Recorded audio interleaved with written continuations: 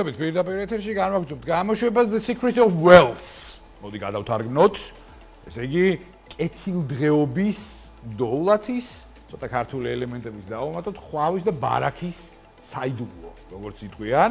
ძალიან საინტერესო წიგნზე ვისაუბრებთ პირდაპირ ეთერში. ამ საიდუმლოსაც ამოხსნით ერთგვარად, შეიძლება ისაგვარად 15 წუთიან ქრონომეტრაჟში, მაგრამ ამ საიდუმლოს ამოხსნაზე ძალიან მნიშვნელოვანია, რა თქმა უნდა, ეს კომპონენტიც, მაგრამ ამავდროულად ძალიან მნიშვნელოვანია, რომ არის ინიციატივები ქვეყანაში, რომელიც ცალკეული ლიტერატურის, ცალკეული ბიზნეს ლიტერატურის, ბიზნეს გადაცემის ტრიბუნიდან ვამბობ ამას, თარგმნაზე არის ორიენტირებული და კარგია ეს, იმიტომ რომ განათლება ჩვენი ქვეყნის ნომერ პირველი პრიორიტეტი უნდა იყოს ყველა ასპექტში, აბსოლუტურად. აქედან გამომდინარე, ამ თემაზე გვექნება დღეს საუბარი ბატონ ირაკლი აფრიდონიძესთან ერთად, რომელიც ფინანსისტი გახლავთ, ეკონომისტი გახლავთ, თარგმნელი გახლავთ, ვახსენოთ თქვენ დღევანდელი კონტრიბუციაც. ფინანს და სამინისტროს თანამშრომელიც გახლავთ ამავდროულად და ძალიან მაგარია და ძალიან მიხარია, რომ სამინისტრო ეს კადრებით არის დაკომპლექტებული. მაგრამ ყოველგვარი რევერანსების გარეშე ვიძახი ამას. მადლობა თქვენ დროისთვის, მადლობა გადაცემაში სტუმრობისთვის და პირველ რიგში გვიანბეთ ახლა წარმატების საიდუმლო, დოულათის, ხვავის და ბარაქის საიდუმლო რაში მდგომარეობს და გადავიდეთ მერე წიგნზე საუბარზე. დიახ. მოგესალმებით. მოგესალმებით. სანდრო, მივესალმები თქვენს მაყურებელს და მადლობას მოგახსენებთ სტუდიაში მოწვევისთვის. რაც შეეხება ჩემს ახალ თარგმანს, ეს არის ეკონომიკური ჟანრის ლიტერატურა, ფრანკლინ ჰობსის, ამერიკელი მწერლის ნაწარმოები სიმდიდრის და კეთილდღეობის საიდუმლო.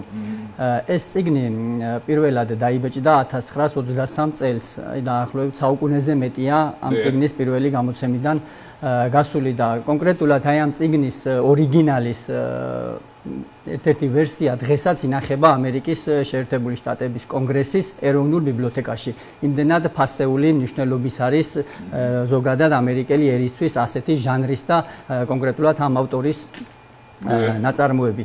მას შემდეგ 100 წელზე მეტი გავიდა და ეს წიგნი სხვადასხვა წლებში ბევრჯერ ითარგმნა, სადღაც 20-ზე მეტ ენაზე არის ნათარგმნი მსოფლიოს სხვადასხვა ქვეყნებში და მილიონზე მეტი ეგზემპლარი არის სულ დაბეჭდილი და დღესაც წარმატებით იბეჭდება და გამოიცემა ეს წიგნი. ფართო ფინანსურ წრეებში აღნიშნული ნაწარმოები აღიარებულია როგორც ეკონომიკური ლიტერატურის კლასიკა. აი ამდენად ღირებული და მნიშვნელოვანი წიგნი არის ეს საზოგადოებისთვის და ფინანსური წრეებისთვის და ზოგადად ფინანსების და ამ სფეროთი დაინტერესებული ადამიანებისთვის. ეს არის პირველი მცდელობა წელს ამ წიგნის ქართულად გამოცემის და მინდა პატარა ისტორია გითხრათ, როგორ დიახ მოხდა ეს ყოველივე. ანუ თარგმნელობის საქმიანობასაც ვეწევი ჩემი პროფესიის პარალელურად აღნიშნავ ამ საკითხსაც და ესე იგი წელს ეს წიგნი როცა წავიკითხე, გამიჩნდა სურვილი, რომ აი ქართულენოვანი მკითხველისთვის ყოფილიყო ხელმისაწვდომი მშობლიურ ქართულ ენაზე ასეთი წიგნი და ნუ დავიწყე ამ ტექსტზე მუშაობა და პარალელურად თანამშრომლობდი გამომცემლობასთან და გამომცემლობის ხელმძღვანელმა ეს არის შპს ჩემი გამომცემლობა და მისი გამომცემლობის ხელმძღვანელმა მირჩია, რომ წელს ანუ თებერვალში ტარდებოდა კონკურსი, მწერალთა სახლი ატარებდა კონკურსს უცხოური ლიტერატურა ქართულ თარგმანებში. და მირჩია ამ გამომცემლობის ხელმძღვანელმა, რომ მიმეღო მონაწილეობა აი ამ კონკურსში და წარსდგარიყავი ჩემი კონკრეტული თარგმანით. ნუ მართლაც მოამზადე რაღაც ფრაგმენტი, იმ მომენტში სრული თარგმანი არ მქონდა. თავი მოუყარე ყველა ამ დოკუმენტაციას, რაც კონკურსისთვის იყო საჭირო და გადავაგზავნეთ ეს დოკუმენტაცია. რამდენიმე კვირაში დაგვიკავშირდნენ მწერალთა სახლიდან და ნუ ჩემი თარგმანი აღმოჩნდა, ასე რომ ვთქვათ, ერთ-ერთი გამარჯვებული და აქვე მინდა ვისარგებლო შემთხვევით და მწერალთა სახლს მადლობა მინდა მოუხადო იმისთვის, რომ მომეცა შესაძლებლობა მათი დახმარებით, რომ ეს წიგნი ბიზნეს ბესტსელერი ამერიკული ეკონომიკური ლიტერატურის ქართულენოვანი მკითხველისთვისაც ხელმისაწვდომი გამიხადა. აუცილებლად გირჩევთ, რომ ვითანამშრომლოთ ბალეტრა მედია ჰოლდინგთანაც, აუცილებლად და ეხლა რაც შეეხება თემას თვითონ. მოდით ეხლა ამერიკაში ეს არის ბესტსელერი. ხო, ნუ ფრანკლინ ჰობსის სახელი და გვარი ბევრ ამას გვეუბნება, ხო? მე მინდა გკითხოთ, აი ეხლა ერთგვარი პარალელები, ხო? აი იგივე ქართული ბაზრის ქცევა, ამერიკული ბაზრის ქცევა. პირობითად ვარ ბენეფიციარი, ვარ ბიზნესმენი, ვარ გადასახადების გადამხდელი, შევძინე სახელმძღვანელო რას ვიღებ ამისგან. ანუ აი რა ცნობიერების, რა საინფორმაციო, რა საგანმანათლებლო კომპონენტები არის, იმიტომ რომ აი კიდევ ერთხელ მინდა რომ ხაზი გაუსვა რა, რომ საქართველოში აუცილებლად უნდა დავაფორსიროთ ბიზნეს ლიტერატურა. იმიტომ რომ აი მაგალითისთვის სიტყვაზე ევროკავშირის ბევრმა წევრმა ქვეყანამაც ეკონომიკური განვითარების ერთ-ერთ სტრატეგიაში ჩასვა ზუსტად ის რომ ანგლო-ამერიკული ლიტერატურა გადმოიყვანა საკუთარ ყაიდაზე და საკუთარ ენაზე. ამ გზას ჩვენც უნდა დავადგეთ. იმიტომ რომ ავიღოთ ამერიკული, ბრიტანული წარმატებული кейსები, გადმოვაქართულოთ ძალიან მარტივად რომ ვთქვა. აქედან გამომდინარე მე მაინტერესებს რას გვაძლევს უშუალოდ ეს წიგნი და რა ტიპის ასე ვთქვათ საინფორმაციო ველს ავსებს ჩვენში. მოგახსენებთ კონკრეტულად ეს წიგნი როგორც აღნიშნე არის ბიზნეს ლიტერატურა ეკონომიკური ჟანრის და არის კონკრეტული მიმართულება პირადი ფინანსები და პერსონალური ბიუჯეტირება.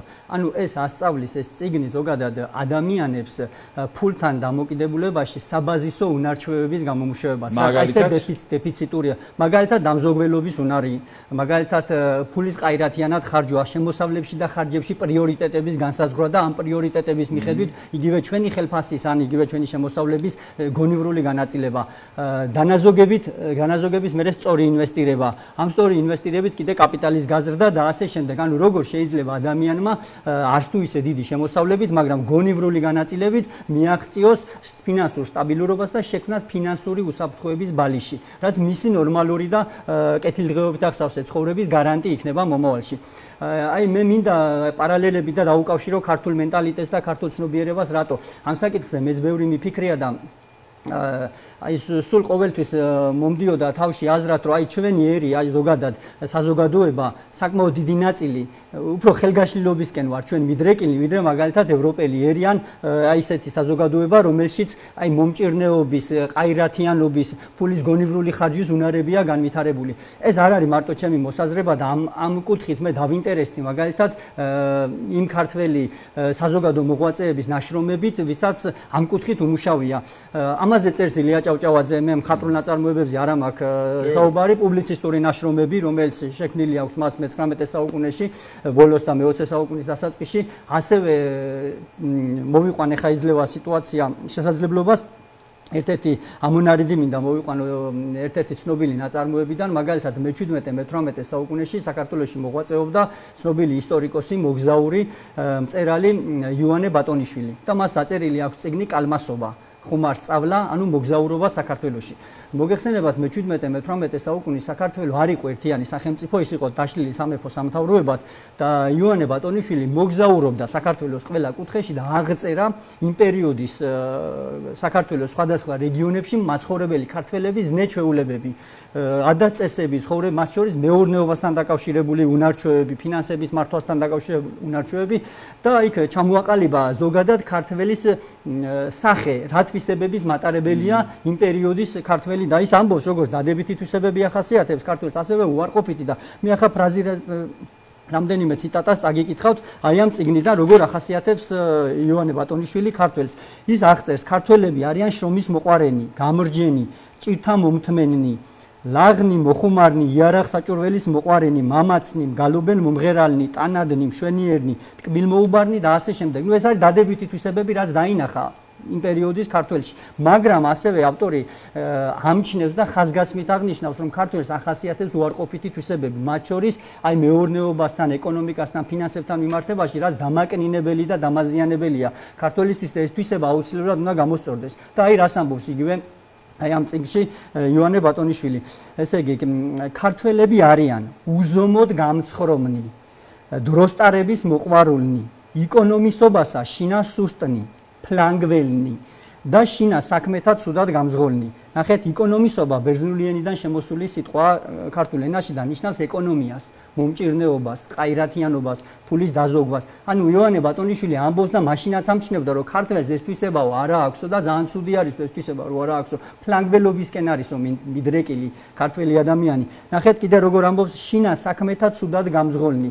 ანუ თანამედროვე ტერმინებით რო ვთარგმნოთ ეს წინადადება ნიშნავს, რომ ქართველმა არ იცის ან ცუდად იცის პირადი ფინანსების მართვა. ანუ შინა საქმეებს, შინა მეურნეობას ვერ უძღვება და ცუდად უძღვება. ანუ ეს დაკვირვებული თვალი მაშინაც ხედავდა ამას და რომ თქვით რომ რას დავაკავშიროთ, აი ზუსტად ეს პრობლემა არ არის დღევანდელი პრობლემა და არ არის აი დღეს და თანამედროვე საზოგადოებაში გაჩენილი პრობლემა. ეთყობა ეს თვისება და ეს რაღაცა ნაკლი და ხარვეზი მეტნაკლებად დევს ჩვენ საზოგადოებაში, რომელიც საჭიროებს გამოსწორებას. წინააღმდეგ შემთხვევაში თანამედროვე ცხოვრებას, თანამედროვე ეკონომიკურ გამოწვევებს ჩვენ ვერ აუწყობთ. ფეხს და ეს იქნება ძალიან დიდი პრობლემის შექმნელი, რადგანაც ფინანსური განათლება ზოგადად ჩვენ ხშირად ვსაუბრობთ იმაზე, რომ წიგნიერება უნდა აიწიოს ფინანსური კუთხით და განათლების დონე. და ყველა ამ შემთხვევაში უმაღლეს სასწავლებელში ბიზნეს ადმინისტრების ფაკულტეტზე ვერ ჩააბარებს და ბუღალტერიაზე და ფინანსების სპეციალობით, ხო? ამ კუთხით ზოგადი განათლების მიღებას სწორედ რომ აი ესეთი წიგნების თარგმნა უწყობს ხელს და ისეთი ლიტერატურის გაცნობა, რომელიც მრავლად დასავლეთში თანამედროვე ცივილიზებულ მსოფლიოში და სამწუხაროდ ქართულენოვანი მკითხველი აი ასეთ წარმატებულ და სასარგებლო ლიტერატურას, პრაქტიკული ღირებულების მომტა ლიტერატურას დღესდღეობით არ იცნობს, ან ძალიან ცოტას თუ იცნობს და აი ჩემი პატარა ნაბიჯიც, ასე რომ ვთქვათ, მოგზალებული ნაბიჯიც არის ეს, რომ ქართულენოვანი მკითხველისთვის ხელმისაწვდომი გავხადო მშობლიურ ენაზე აი ესეთი ცნობილი წიგნები, მათ შორის ბიზნეს ლიტერატურის ჟანრის. უწრფელად რომ გითხრათ, ეხა აი დავფიქრდი, პირველად ალბათ ჩემ ცხოვრებაში აი არ მაქვს სურვილი დავსვა კითხვა, იმიტომ რომ უფროსი ბრაზე წამოიწია ეხა წინარე პლანზე, იმიტომ რომ ფაქტია ეგ, სამწუხარო ფაქტია და შესაბამისად, ხო, ამას ერთადერთი რეცეპტი აქვს წიგნიერება, განვითარება წიგნიერების ჩვენ ქვეყანაში. გამოსწორებადია, რა თქმა უნდა, მაგრამ კიდევ ერთხელ, ხო, ანუ აი ნებისმიერი ფინანსური პრეფერენცია რო ავიღოთ, თქვენ ახლა ფინანსთა სამინისტროს მოქმედი თანამშრომელი ხართ, თან მით უმეტეს უშუალოდ გააქვთ ამ ყველაფერზე შეხება და ასე შემდეგ, ანუ აი ხა როდესაც ელემენტარულად, ხო, სახელმწიფო სარგო გაიცემა. უმეტესწილად ახლა ცხადია ეს ყველას არ ეხება, ხო? ერთ კვირაში სახელმწიფო სარგოსგან აღარაფერი აღარ არის დარჩენილი. ერთი, მეორე დანაზოგები და ზუსტად პირველი სკეპტიციზმის ჩემი მხრიდან ზუსტად საპენსიო რეფორმის განვითარების ნაწილში ზუსტად აი ამ ჭრილში წამოვიდა, რომ ჩვენ ზოგადად დანაზოგების კულტურა არ აქვს და რანაირად უნდა განვითაროთ საპენსიო ფონდი ზოგადად და სტრუქტურირება და ასე შემდეგ. ეს მეორე.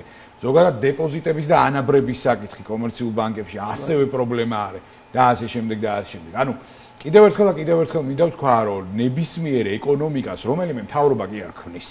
ან რომელიმე კონკრეტულად ინდივიდუალურად ბენეფიციარი კი არ ქმნის. არა, ამას ქმნის განათლებული, ფინანსურად განათლებული საზოგადოება. ამიტომაც ჩვენი საუბრის ფინალური აკორდი თქვენთან ერთად ბატონო ირაკლი, მინდა იყოს ის, რომ კიდევ ერთხელ მოუწოდოთ საზოგადოებას, რომ ვიკითხოთ ჯერ, ვიკითხოთ მერე ბიზნეს ლიტერატურა და ხო გავეცნოთ რა საერთაშორისო პრაქტიკებს და გამოცდილებებს, იმიტომ რომ არ გვინდა აქ ახალი ველოსიპედის მოგონება. მოფიქრებულია ეს ველოსიპედი უკვე დასავლეთში დიდი ხანია და მოდით ავიღოთ ეს ველოსიპედი და გადმოვიტანოთ საქართველოში და მე რა ვიცი, სიჩქარეების დავუმატოთ ჩვენთონვე რა, შეგვიძლია ეგეთი რაღაცების გაკეთება და რატომაც არა. ძალიან მაგარი დილა გამოგვივიდა და მიხარია ძალიან რომ აი განათლებაზე ვისაუბრეთ თქვენთან ერთად. მინდა წარმატებები გისურვოთ. დარწმუნებული ვარ, რომ კიდევ არაერთ დასავლურ ბესტსელერს გადმოაქართულებთ ძალიან მალე. ბატონო ირაკლი აფრიდონიძე იყო ჩვენთან ერთად.